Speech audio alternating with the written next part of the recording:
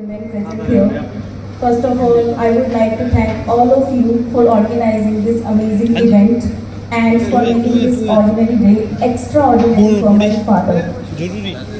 जैसे कि मैं ये समझती हूँ कि वैसे तो हम लोग उनका पहला परिवार है, पर मैं ऐसा समझती हूँ कि उन्होंने अपने जीवन का इतना सारा टाइम आप लोगों के साथ बिताया है, तो आप लोग उनका पहला परिवार बनते हैं।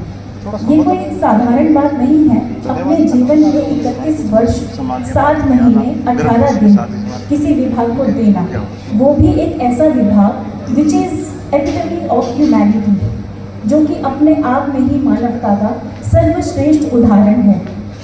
There is a word in Sanskrit, Vasudhaiva Kutumbakam, which means this whole world is a one big family and you all are taking care of that family really well.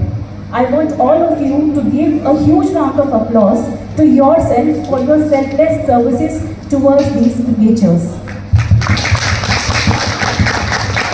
वैसे तो मैंने अपने पापा से लाइफ में बहुत कुछ सीखा है, जो शायद मैं शब्दों में बयां भी ना कर पाऊँ, लेकिन फिर भी आज मैं उन 2 ऐसी बातों का जिक्र यहाँ पे ज़रूर करना चाहूँगी जो कि मैंने उनसे सीखी है।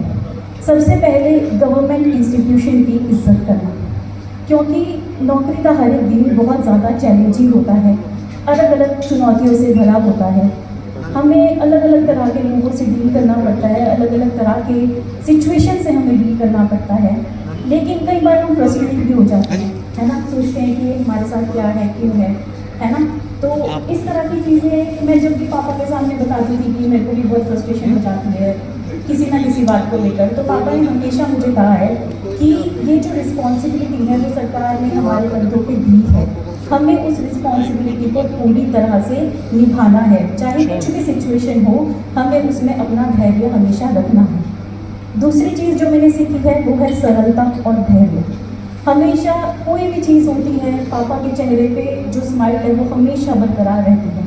किसी भी तरह की कोई भी सिचुएशन हो, आंधी हो, तूफान हो, बारिश हो, बिजली हो, धूप हो, जो मर्जी हो, जब भी कोई केस आता है पापा हमेशा अपने 2 सीक्रेट वेपन लेके हमेशा तैयार रहते हैं। वो है उनका एक मेडिसिन वाला बैग जो कि आप सबके पास भी होगा, और दूसरा उनकी बाइक।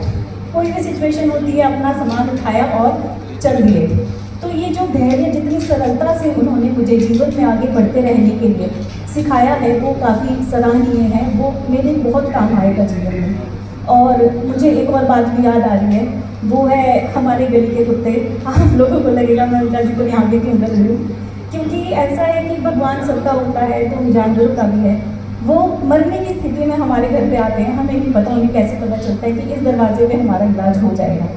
वो वहाँ पे पहुँचते हैं, उनका पूरी तरह से ध्यान रखा जाता है, उन्हें प्रॉपर मेडिकेशंस दिया जाता है और वो आज वहीं के होकर रह गए हैं।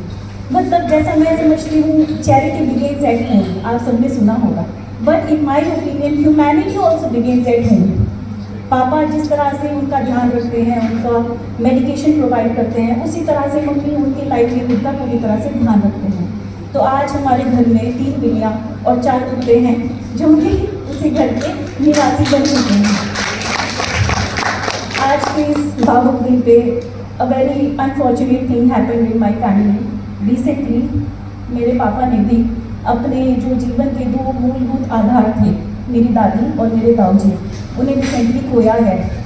वो भी आज यहाँ होते तो हमारी जो खुशियाँ हैं उसमें 4 चांद बच जाते।